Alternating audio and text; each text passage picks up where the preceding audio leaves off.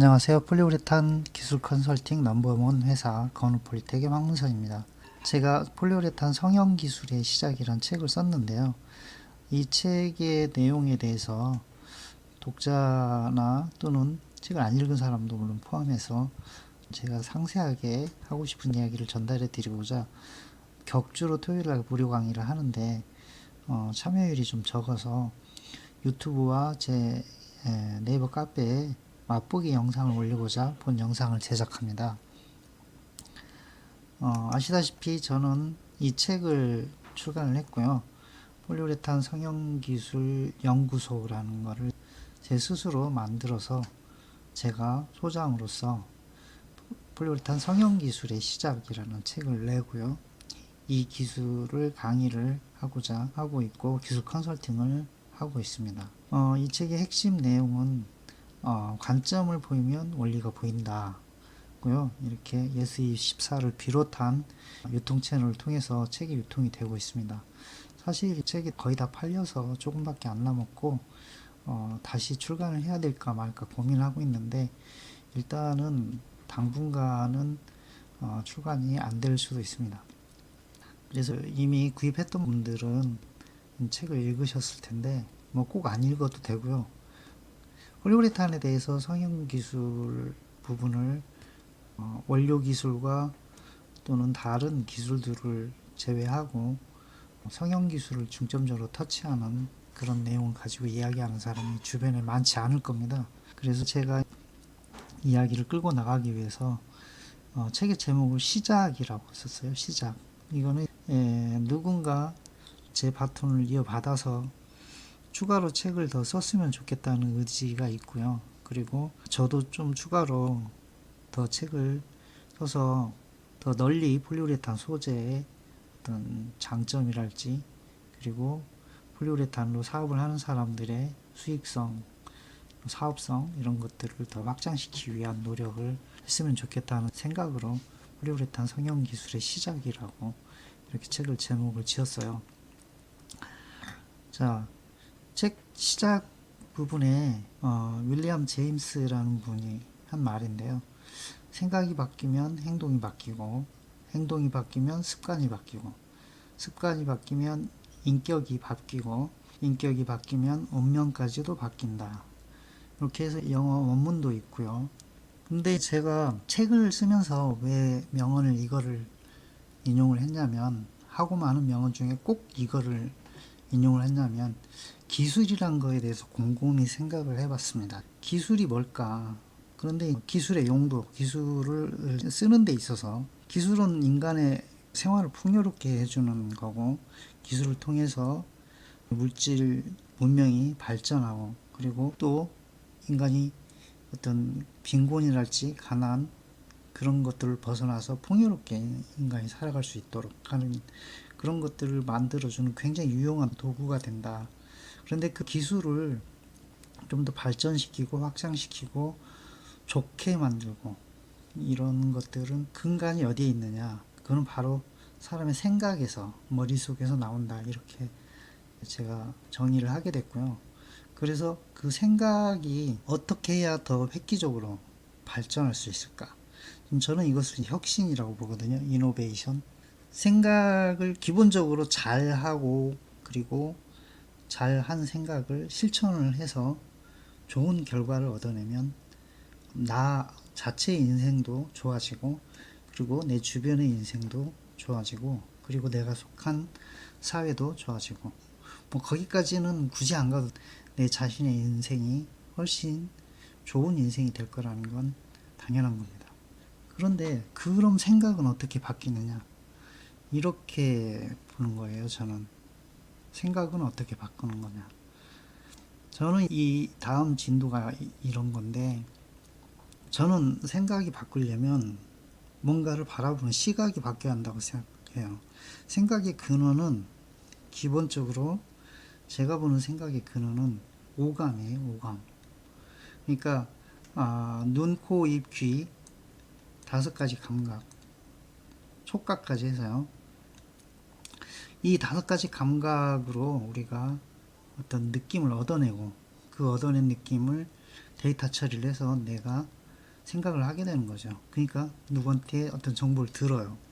듣고 머리를 돌려서 판단을 하고 그 말이 옳다 그러면 행동을 하는 거죠. 이렇게 된다는 겁니다. 그러니까 처음에 시작은 관찰, 여기서 시작하는 거예요. 여기에서 관찰. 저는 이게 굉장히 중요하다고 생각을 합니다. 그래서 처음 생각을 어떻게 좋은 생각으로 바꾸고 그리고 확장시키고 그리고 좋은 생각을 가지고 행동을 해서 결과를 얻어가느냐. 이 시작의 포인트는 관찰이고요. 관찰을 잘하려면 관점, 그거를 보는 시각이 중요하다. 그래서 제가 이 폴리우레탄 책을 내기 전에 이 책을 냈어요. 이렇게 관점 혁신, 경영 혁신. 이거는 서점에는 없습니다. 이거는 전자책으로만 유통이 되고 있고요. 전체 내용은 관점을 바뀌면 원리가 보인다. 이건데요. 관점이라는 건 뭐냐면 내가 어느 입장에서 보느냐예요. 어느 입장에서. 이거를 폴리우레탄에서 들어가서 보면 폴리우레탄이 제품에 문제가 생기면 원료의 입장에서 보느냐, 그 다음에 생산 공정의 입장에서 보느냐, 이거에 따라서 생각이 완전히 바뀌어 버립니다. 그래서 이 관점의 포인트, 어디에 서서 어디를 보는가 굉장히 중요해요. 예를 들어서 이런 거예요. 이 책에 나오는 내용입니다. 사거리 횡단보도에 서서 내가 앞을 쳐다볼 때 내가 지금 어떤 상황인가에 따라서 내 눈에 보이는 게 달라요. 예를 들어서 내가 젊은 남자하고 데이트 약속이 돼 있다 그러면 그 사거리에서 여자친구를 만날 예쁜 카페 이런 것들을 생각하게 됩니다. 그리고 내가 지금 몸이 좀 아프다 그러면 병원을 찾게 되고요. 그리고 내가 지금 새 차를 사고 싶어요. 그러면 길거리를 돌아다니는 차들에 대해서 주의 깊게 보기 시작합니다. 그리고 내가 급한 일이 있어서 저 건너편에 약속이 있다. 근데 5분이 늦었다. 그러면 나는 오로지 신호등만 바라보게 돼 있죠. 지금 내 상황에 따라서 내가 뭘 보는지가 완전히 달라지는 겁니다. 그래서 그런 것들이 폴리우레탄 성형 기술을 이해하고 공부해서 결과를 내는데 중요한 역할을 한다는 겁니다. 그 관점을 가지고 저는 머리말을 썼어요. 폴리우레탄 성형 기술의 첫걸음. 그래서 이 머리말 속에는 폴리우레탄 성형 기술을 어떻게 보아야 하는지, 어느 시각으로 보아야 하는지에 대해서 주로 이야기를 합니다. 자, 우선 참고 영상이 있는데요. 한번 이 영상을 유튜브 가서 보시면 처음에는 그냥 한번 바라보십시오.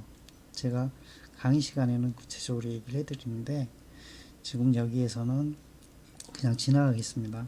그런데 하나의 관점을 가지고 보십시오. 원료 회사의 입장이 되어 가지고 한번 이걸 보고 또는 발포 성형을 하는 입장에서 이 영상을 보고 또는 이 영상 속에 있는 회사에 내가 뭔가 물건을 판다.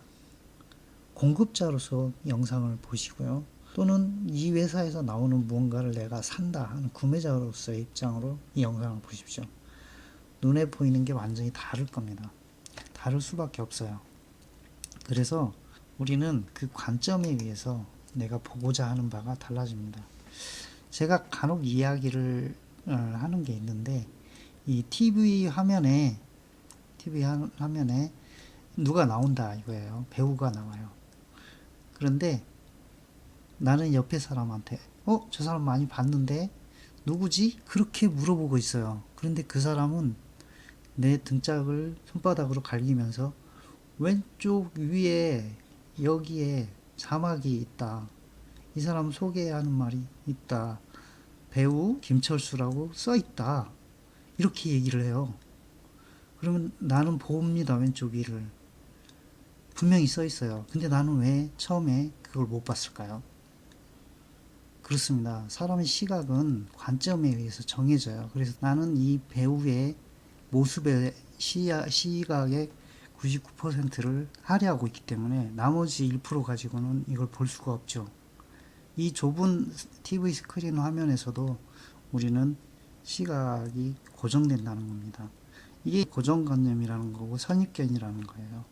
그래서 우리는 많은 착시와 또는 고정관념을 가지고 살게 됩니다.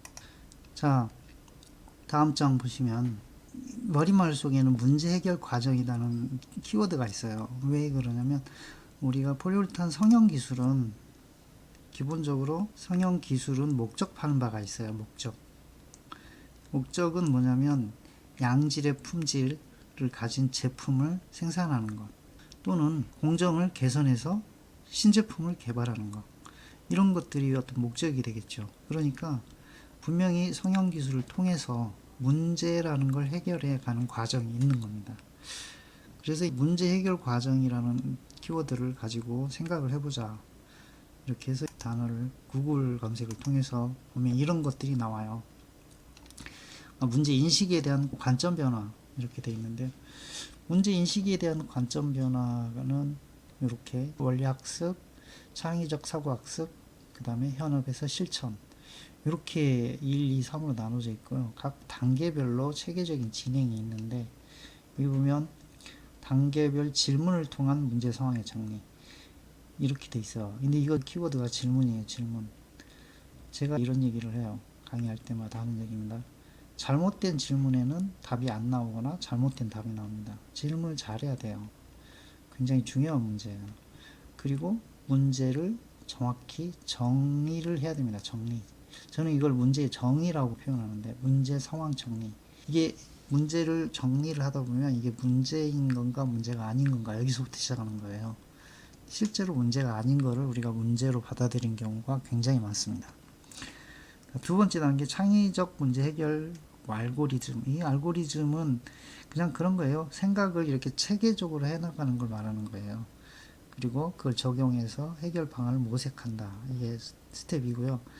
당연히 어떤 문제가 정의가 된다. 이것이 문제라고 확실히 인식이 된다 그러면 어떻게 해결하지? 이렇게 되는 거죠. 그래서 현장에서 발생 가능한 실전 문제에 적용한다. 이거는 문제가 생긴 거를 해결해 가는 과정이죠. 실천을 통해서. 여기가 처음 단계가 개시 부분이고요. 중간에 분석이나 결론까지 이르는 과정이고요. 그리고 이걸 실천하는 거예요. 실천해서 제거하는 거죠. 문제를 제거해서 재발 방지책을 세우는 단계입니다. 이게 단계별로 이렇게 정리를 해놨는데, 이런 표나 도표나 이런 정리는 시각화시킨 거예요. 이게 머릿속에서 금방 일어나요. 우리가 생각하는 것처럼 그렇게 오래 걸리는 게 아니라요. 0.1초 내에 이게 일어납니다. 여기서부터 여기까지가 0.1초도 안 걸릴 거예요. 그런데 이게 우리 머릿속에서 일어나는 일인데 어느 단계에 막혀 있어요. 이게 선입관과 고정관념 때문에 그래요. 그러니까 0.1초 동안에 일이 후루룩 일어나는데 결론이 뭐냐면 엉뚱한 걸 하게 되는 결론이 나는 거예요. 그 결론을 이끄는 게 선입관이고요. 그 다음에 잘못된 분석이고요.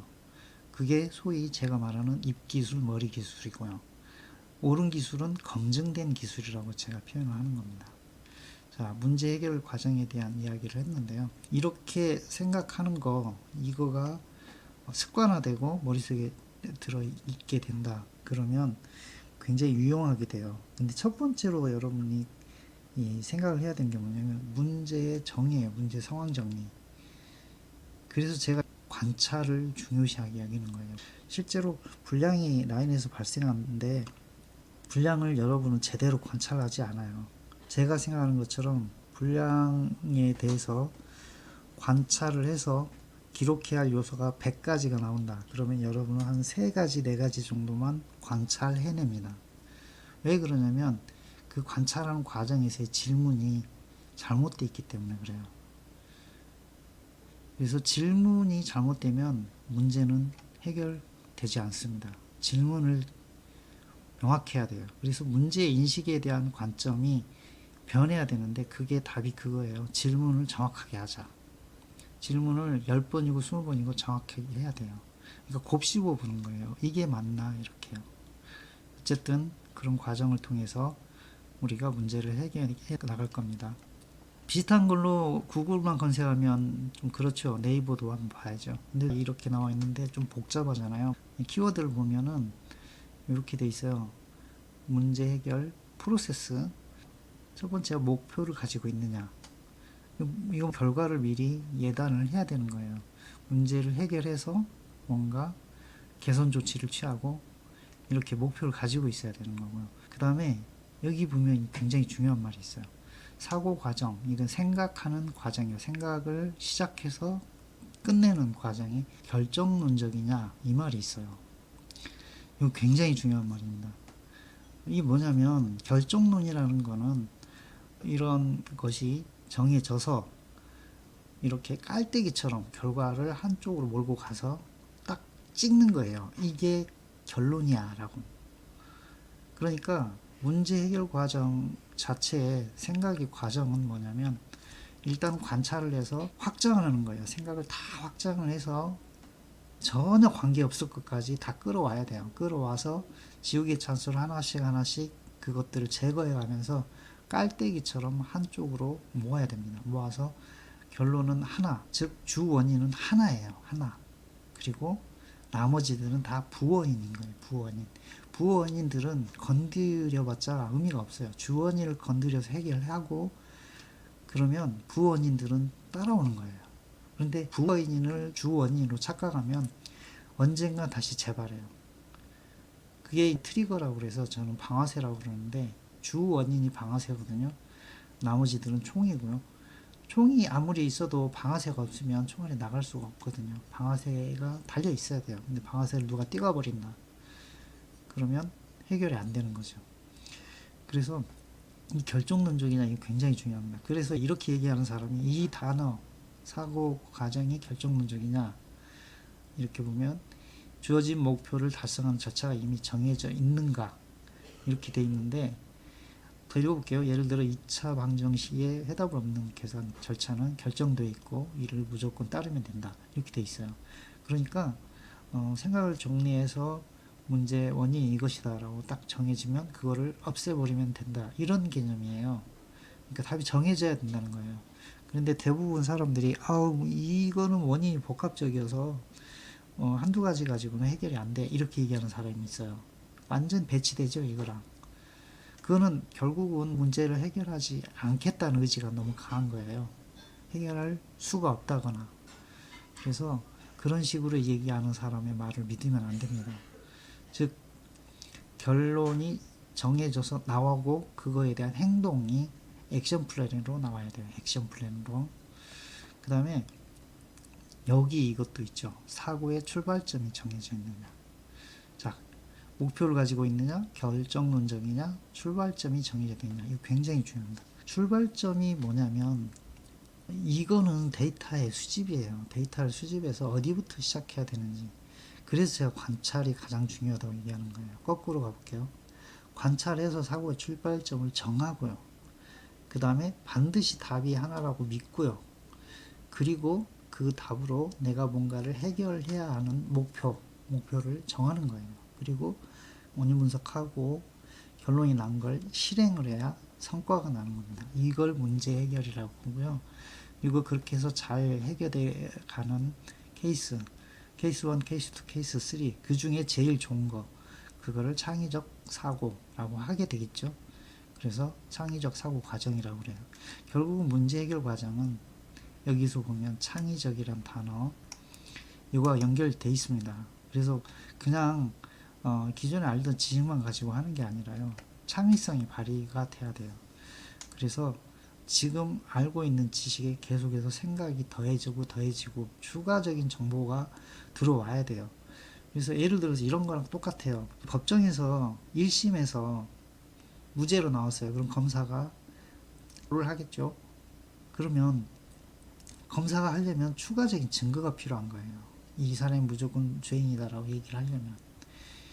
그래서 문제 해결 과정에서 창의적 사고로 결론을 내려면 기존의 사고 방식만 가지고는 안 돼요. 추가적인 증거가 필요해요. 그래서 역시 관찰이 중요하다는 겁니다. 자, 이런 과정들이 있고 그런 과정을 통해서 문제를 해결해 가는 것에 대한 언급을 제가 머릿말에 했습니다. 이런 식으로 강의를 진행을 해요. 근데 이렇게 어렵게 하지는 않아요. 이거는 제가 맛보기 강의로 꼼꼼하게 설명을 해드린 거예요. 과정을 설명을 하면서 예를 거의 안 드렸죠. 실제로 강의에 들어오면 가볍게 인터뷰를 하고 그 사람의 상황에 맞게 제가 예를 들어서 설명을 해드려요. 그러니까 이렇게 어렵지는 않습니다. 일단 문제 해결 과정이라는 키워드 여기서 정리하고요. 확장을 해서 이야기를 해볼까 합니다. 자, 오늘 벌써 20분이 넘었네요. 이 정도에서 일단 맛보기 강의 1차는 마치겠습니다. 경청해 주셔서 감사합니다.